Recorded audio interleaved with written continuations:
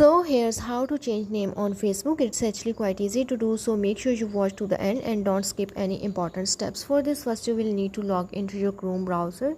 Once you are logged in your Chrome browser, now here you have to simply search for the facebook.com and you have to log into your Facebook account.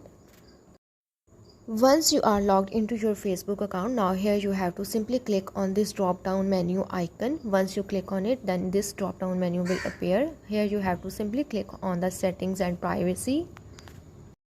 After that, it will take you to this page. Here you have to click on the settings. Once you click on the settings, now it will redirect you to another page. After that, here you have to click on the see more in account center option or meta menu. Once you click on it, now it will take you to this page. Here you have to click on the profiles and then here you have to select your Facebook profile. Once you click on it, now it will open this page. Here you have to click on the name option. Once you click on the name option, now it will open this page. Here you have to enter your name. Once you enter your name, now you have to simply click on the review change option. Once you click on it, now it will ask you to choose any name. After that, it will ask you to enter your current password, and once you enter your password, now your name will be successfully changed on Facebook.